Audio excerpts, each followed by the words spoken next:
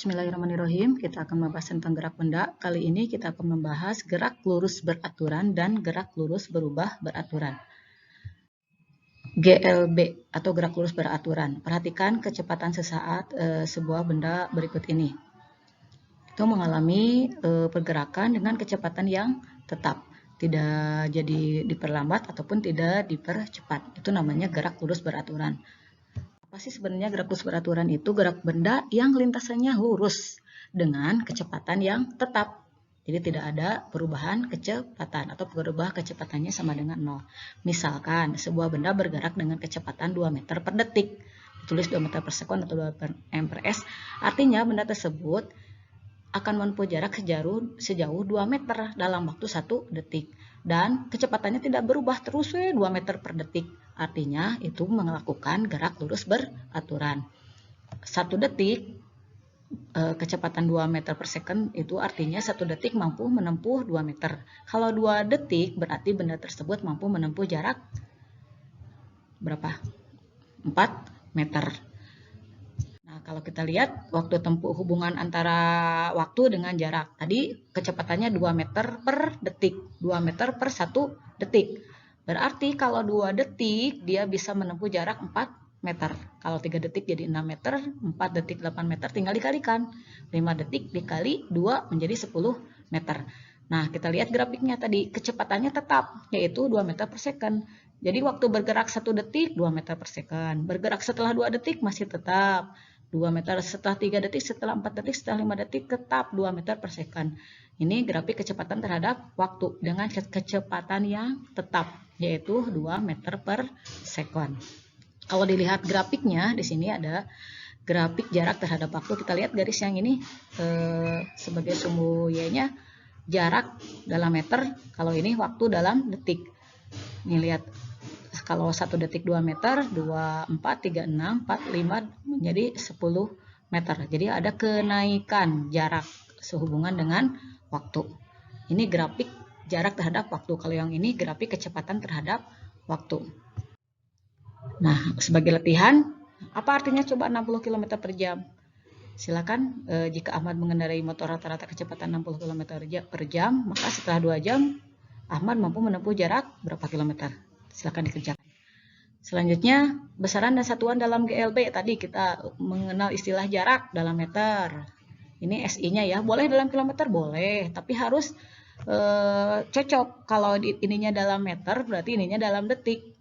Waktunya dalam detik berarti kecepatannya harus meter per sekon. Kalau ininya kilometer boleh, ininya berarti jam gitu. Ini jarak dalam meter, waktu sekon, kecepatan meter per sekon. Perhatikan satuan kecepatannya meter per sekon. Jadi untuk mencari jarak tinggal dikalikan. V kali T, untuk mencari T tentunya S dibagi V, dan untuk mencari V S dibagi T. Kita nggak usah pusing dengan formula karena kita tahu tadi konsepnya sudah tahu. Oke, selanjutnya itu tadi soalnya. Nah, sekarang gerak lurus berubah beraturan, dipercepat atau diperlambat. Namanya juga GLBB. Jadi gerak lurus berubah beraturan, tapi berubahnya secara beraturan. Maksudnya secara beraturan bagaimana? Kecepatannya berubah secara beraturan. Misalkan naik setiap 1 detik naiknya 2 meter per second. Berarti jadi 4 meter. Jadi 6 meter per second itu. Contoh, apa saja? Misalkan kita melemparkan batu ke atas. Kalau kita melemparkan batu ke atas, setelah mencapai titik tertentu, kecepatannya kan makin ke atas makin lambat. Sampai akhirnya batu balik nggak punya kecepatan, dia langsung balik lagi ke bawah. Itu contoh GLBB. Jadi gerakan ke atas ataupun gerak jatuhnya sebuah dari bawah, gerak jatuh bebas dari bawah. Ini misalkan. Nah, ini bergerak makin ke bawah, bikin cepat. Berarti ini dipercepat. Gerakannya lurus, lintasannya lurus, berubah, tapi secara beraturan. Supaya lebih mengerti, perhatikan lagi. Ini misalkan gerak yang seperti ini juga, ini termasuk GLBB. Kalau misalkan mudun ke sini, turun lebih cepat. Nah, kalau ke atas biasanya lebih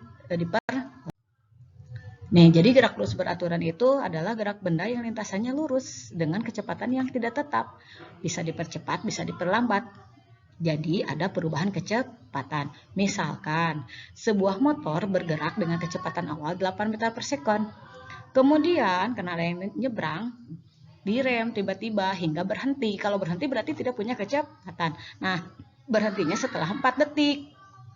Asalnya 8 meter menjadi 0.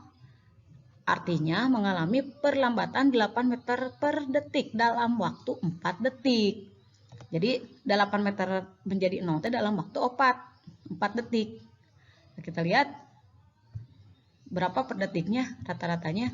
Jadi perlambatan per detiknya adalah 2 meter per detik kuadrat. Di sini perlambatannya tadi 0, kecepatan akhir, kecepatan awal per 4.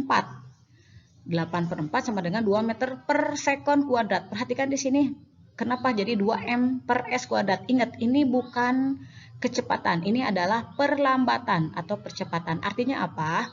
Artinya kecepatannya berkurang sebesar 2 meter per detik dalam waktu 1 detik, 2 meter per sekon tiap 1 sekon. Kalian tidak usah bingung dengan satuan yang ini dengan kecepatan, itu yang membedakannya. Artinya, perhatikan, tadi kan asalnya 8 meter per sekon, tiba-tiba direm, setelah 1 detik kecepatannya berkurang, jadi 6 meter per sekon. Setelah 2 detik berkurang lagi menjadi 4 meter per sekon. Setelah 3 detik berkurang lagi. Sekarang jadi 2 meter per sekon kecepatannya. Nah, setelah 4 detik dia menjadi 0 meter per sekon. Ini artinya berhenti. Nah, inilah kalau kita lihat grafik di sini, lihatnya grafiknya ini grafik kecepatan terhadap waktu. Mengalami pengurangan 2 meter per sekon setiap 1 second. Itu artinya perlambatannya 2 meter per sekon kuadrat. Ini grafiknya seperti ini grafik kecepatan terhadap waktu. Ini grafik kecepatan, bukan jarak. Kalau tadi jarak, kalau ini kecepatan terhadap waktu. Kita lihat.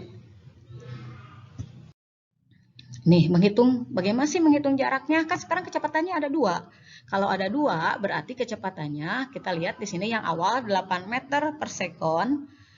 Ini kecepatan awalnya 8 meter per sekon dikali 4. Berarti 32 meter.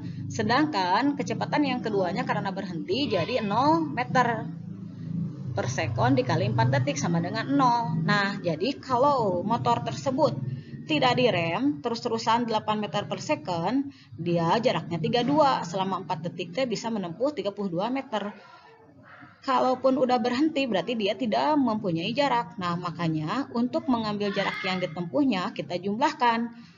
Jarak 32 meter ditambah 0 meter dibagi 2 menjadi 32 per 2 sama dengan 16 meter. Artinya motor tersebut akan berhenti.